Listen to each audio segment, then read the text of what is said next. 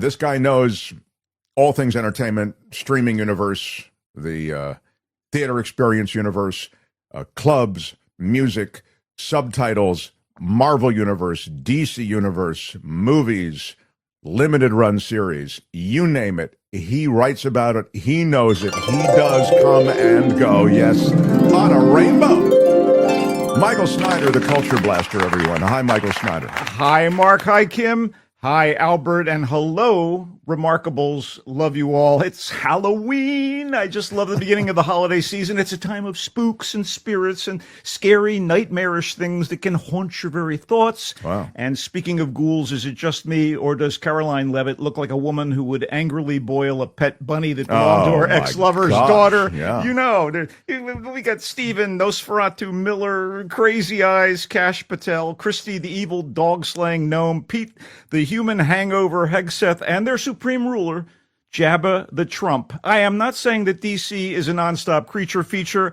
Actually, now that I think about it, that is exactly what I'm saying. The big picture this Halloween, America is now an autocracy, cosplaying as a democracy. I can't believe we're in this situation. Speaking of which, you might notice we're not on camera. There's only one camera because, you know, Mark doesn't want anybody upstaging him. But I'm wearing my Exorcist T-shirt in honor of Halloween, and I received. We'll get a picture of it later. I received an unconfirmed report that Pazuzu, the demon from The Exorcist, showed up in D.C. in search of a fresh body to possess. Looked around and said, "Nope, heading back to hell." Wow, I've had my fill. Yeah.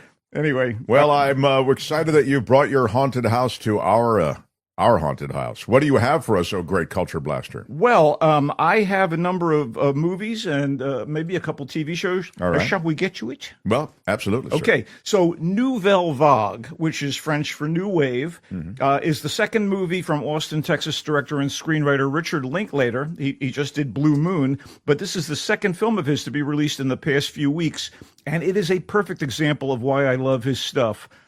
Indeed, smart, adventurous, and eclectic filmmakers like Linklater are the way I, approach film myself. I want to see something different, exciting, provocative, and it's why I love movies in general. And eclectic, I mean, this is the guy who broke through with the stoner teen comedy Dazed and Confused and went on to do the Romantic Before trilogy, the Oscar-winning cinema verite style family drama Boyhood, the rollicking comedy with music School of Rock, and the recent crime comedy Hitman, which was inspired by the life of a real undercover police operative.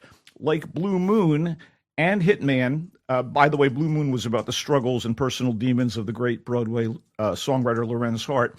And Nouvelle Vague is based on real people and real events. And for a film fanatic like me, it is a joyous look at movie history in the making, depicting the birth of the French New Wave movement in the late 1950s and early 60s through the conception, the casting, and the filming of director Jean-Luc Godard's rough and ready, low-budget wedding of crime, doomed romance, and beatnik chic Breathless. And Breathless in 1960, when it came out, teamed the rising tough guy actor Jean-Paul Belmondo with the fresh-faced American screen ingenue Gene Seberg. And in addition to being Linklater's cinematic love letter to Godard and Breathless, Nouvelle Vague introduces many of Godard's peers from the influential Cahiers de Cinema Film Studies group. They were all students of the medium who would go on to revolutionize the creation and nature of movies. And these people include, get this, Francois Truffaut, Claude Chabrol, Jean-Pierre Melville, and also present at that time were those that influenced them, such as the theater and film maestro Jean Cocteau. And the casting in this film, Nouvelle Vague, it's uncanny. I don't know how else to put it. Guillaume Marbach as Godard and Aubrey Dillon as Belmondo are just right, as is the sole familiar American actor in the cast, Zoe Deutsch as Seberg, who met a tragic early demise in 1979.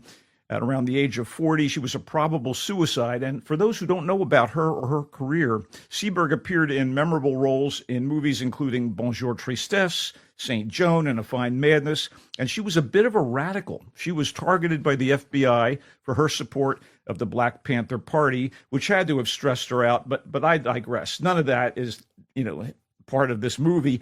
And many of the significant figures in the film look so much like the real deal. It's like they were plucked out of the time stream or something. I mean, the actor portraying Cocteau truly seems to be this long dead legend of theater and film come back to life. And, I have to say, Linklater and his crew do such a phenomenal job of reproducing the settings, clothing, black and white film grain, and the aspect ratio of the era, and of scenes from Breathless, that Nouvelle Vague appears to actually have been shot in 1960. It's like film magic, and it's thrilling to get an up-close and personal approximation of Godard's unconventional approach to shooting a feature film.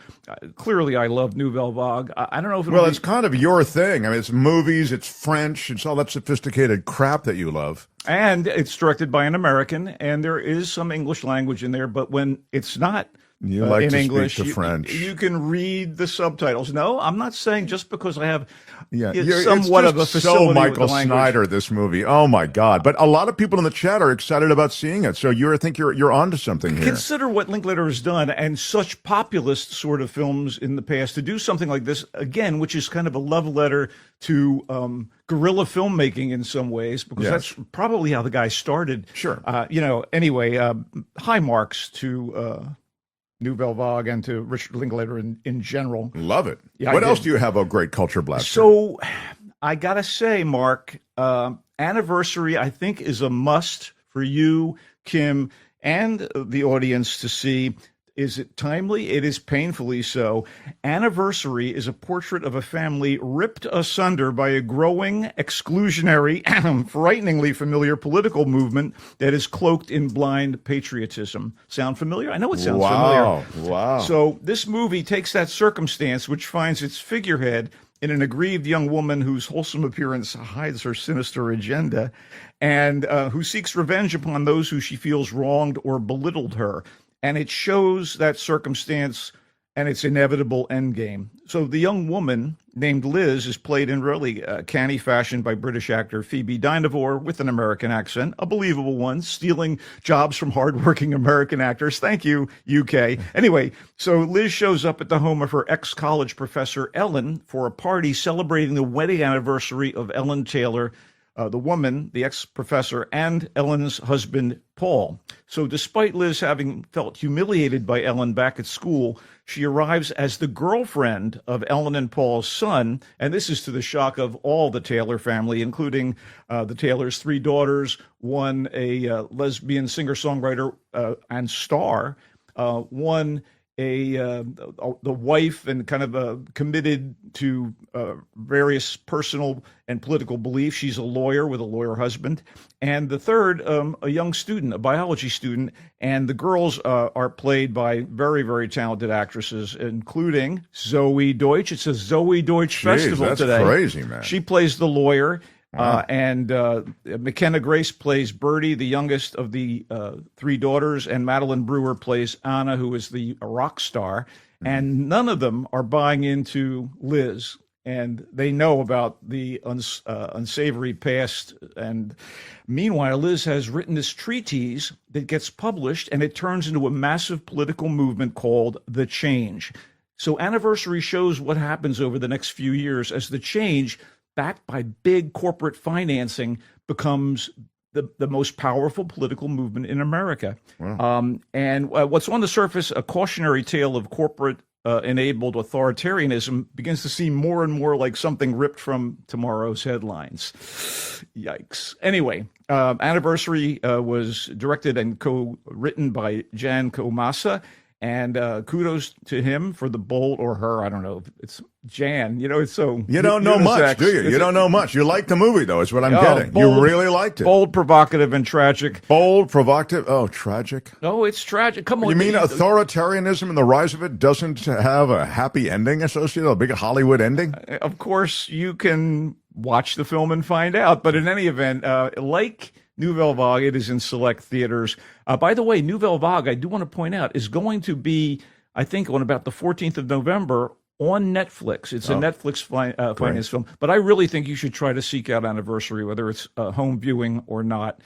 It's definitely worthwhile. And young Swain actor Dylan O'Brien shows up here as the son of the Taylors, and he gives as good as He you ever hope. loves Anniversary. Let's move on, sir. Okay, Hallow Road is a tidy little thriller with elements of a road picture. Only the journey undertaken is one into the heart of darkness, or a dark night of the soul, if you will. It's primarily two people, a husband and wife, in a car, hurtling down a lonely English road on a late-night mission to save their daughter from a life-ruining fate. I don't think this cost a lot to make, but despite the compact, constricted nature of the story, it grabs you and rattles you, in part due to having Matthew Rhys and Rosamund Pike as the distressed dad and mom. Matthew Rhys from The Americans, Rosamund Pike from numerous movies. They are terrific. This is kind of a bit of a mystery. There's a lot of family drama involved, but it's also got elements of folk horror that creep into this thing as they drive down the highway on their way to Hallow Road, which is apparently in some very remote area. What is folk horror? Folk horror is when you have some kind of scary, kind of mythological circumstance. Implied kind of. Okay. That there's maybe some kind of spirits from old religions like Druidism and what have you. So, like, what would be another movie that employs folk horror be? Well, I would have to say The Wicker Man is totally like a folk horror vibe thing. Do I have to write it out for you? Yeah, okay. Apparently you have to. Okay, anyway, go ahead. Thank you for the follow-up. That movie, such as it is in limited release. I for some reason, the Halloween weekend doesn't have any big old blockbusters to speak of, but that's fine, because these are interesting, smaller films that feel that they need your attention, you're saying. You need the attention of the audience. What else do you have, great culture? Let's wrap up the movie segment of today's little endeavor with Ballad of a Small Player, which opened in theaters a week or two ago and it has now been dropped on Netflix. Netflix is the gift that keeps on giving lately. I don't know. I've been watching The Diplomat season 3. I mean, it's just been fantastic. And Ballad of a Small Player, it's one of those movies where, I have to say, it's not bad. It's not, to me, up to the level of the previous 3 films. It's all about a gambler who is in Macau, adjacent to Hong Kong, and his name, such as he says to everyone around him, is Lord Doyle. So it's implied that he's a British aristocrat, and he's played by the great Colin Farrell. But in fact, this guy is deep in debt. He's trying to avoid creditors. He's in ongoing losses in the casino are getting more and more ruinous, and he has to figure a way out. And he thinks that his salvation might be this woman who has been loaning people money, a beautiful local woman who's loaning folks cash to keep them afloat. And yet his luck is clearly of the bad variety. And while this is going on, he is approached by another woman, and this woman apparently knows all about his past, and that's going to bite him in the ass. So I would have to say it's on Netflix, so it's not going to be a big expenditure on your part to watch it if you have an account. There's a bit of magical surrealism crossed with Eastern mysticism to Ballad of a Small Player. And again, it stars Colin Farrell, and Tilda Swinton plays the woman who seems to have sussed him out and has an agenda of her own. Fala Chen from Marvel's Shang-Chi plays the Asian woman who may or may not loan him the money he needs. And this is directed by Edward Berger, who did Conclave and All's Quiet on the Western Front. This guy is an excellent director. Wow. The screenplay is by Roman Jaffe, who did 28 Weeks Later, The American and the Informant. And he adapted a novel by Lawrence Osborne to make his script here, but it doesn't quite live up to its pedigree. That said, my God, Farrell is so good in this thing. Where can I see this, Ballad of a Small Player? I have said Netflix 3 times. Okay, thank you. Are you alert or awake? Anyway, Kim, do you know where you can see Ballad of a Small Player? Are you familiar with that?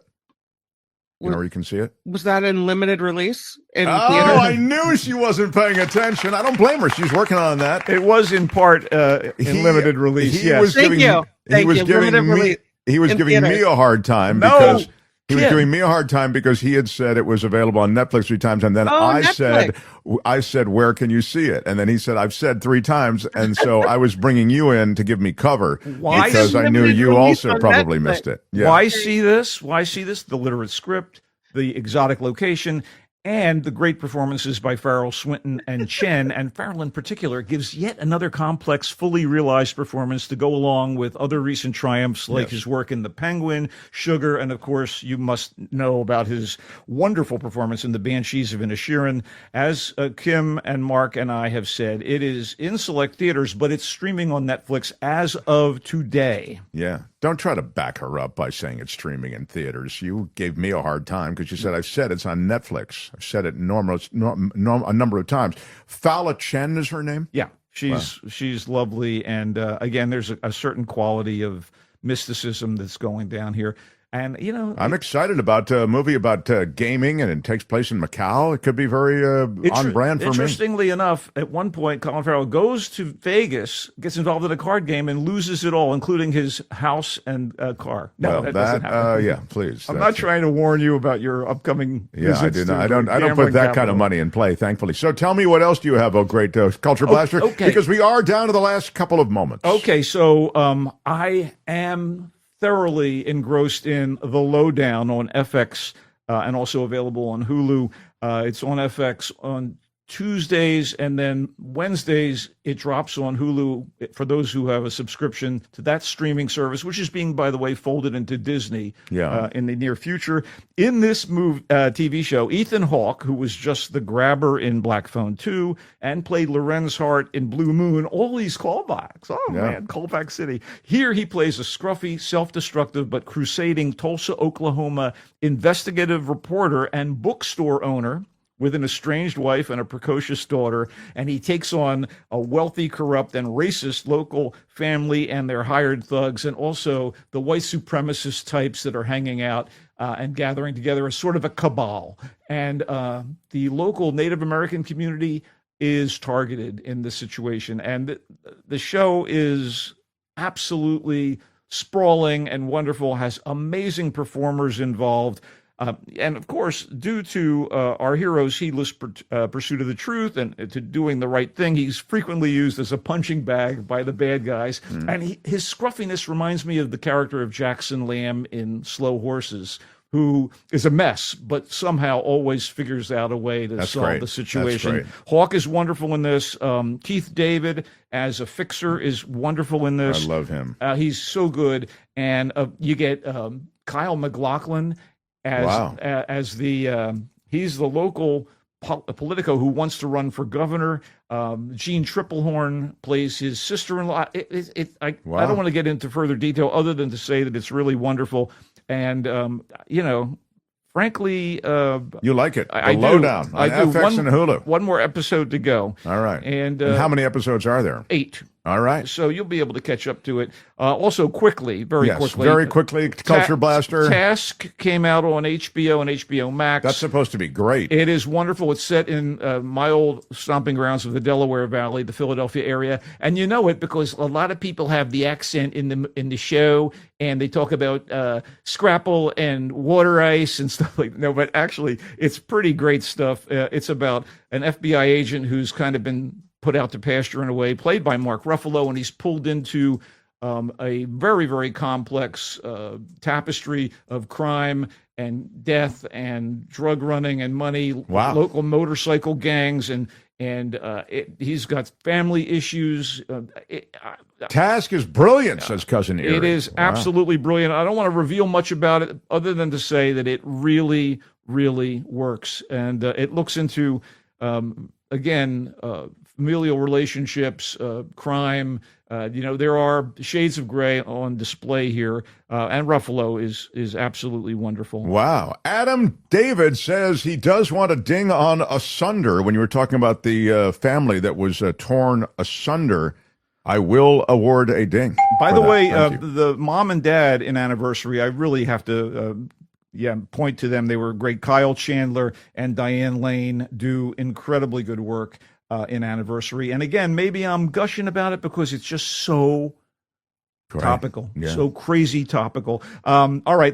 Before we roll out, Mark, yes. I want to say that yes. in past Halloweens, I have attended the wondrous West Hollywood Street Carnival on Santa Monica. But I think tonight I'm going to head to the Barclay Bar and Restaurant in South Pasadena for a Halloween party headlined by the High Desert Blues Review with DJs El Guapo and David Augustine. It's a free party. Wow. And tomorrow night in San Francisco, there will be a post-Halloween booty mashup party at the Cat Club. Always fun. With DJs Adriana, Jupiter, and Time, plus a costume contest with best and worst prizes, a drag show, and more. I'd be there if I was by the bay. A crazy, degenerate liberal, and I love it. All right, now, Snyder, mention...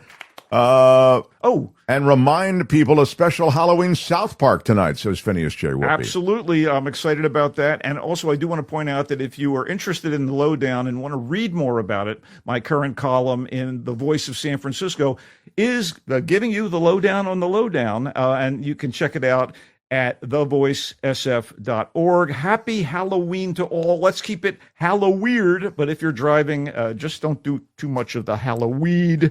I get what you did. I want to quickly run down that which Michael shared. He is the Culture Blaster, blasted out Task, which he really likes, set in the Delaware Valley, the Philly area. FBI agent put out to pasture. Mark Ruffalo springs into action, and Michael really likes it. Seems to be backed up by people in the chat as well. The Lowdown on FX and Hulu.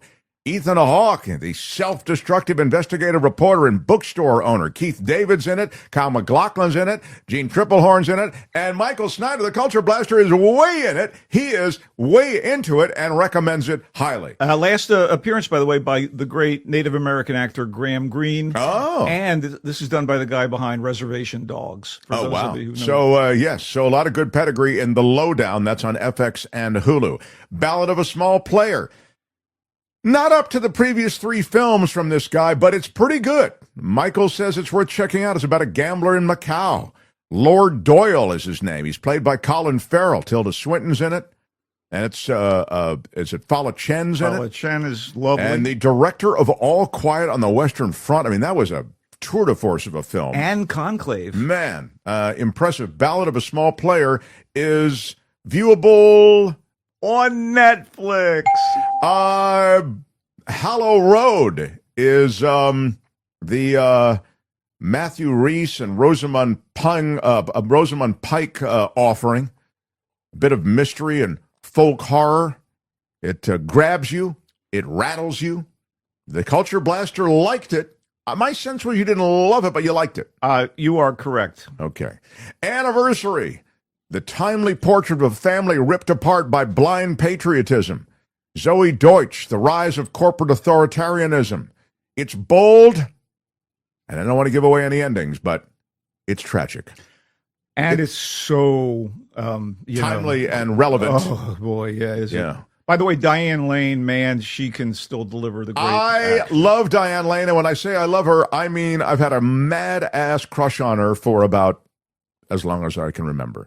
Anniversary is available in select theaters, yes, and sir. It will be soon, Michael thinks, streamable, but it's not streamable yet. No. Anniversary. Nouvelle Vague is the Richard Linklater movie that Michael loved, from the guy who brought you Dazed and Confused, Little Blue Men, and Little Blue Moon, I should say, and Hitman. This is based on real events.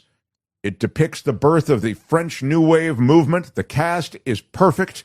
The mood is perfect. It is all wonderful. The Culture Blaster loves it, and you can find it in select theaters. And on the 14th on Netflix. And yeah, it's a little inside baseball, but if you're a cinephile, and I am. Yes, you yeah. are. Oh, yeah. Cinephile's a ding word. Michael, thank you. You can find Michael, his musings, his writings. He writes about more than just movies and music.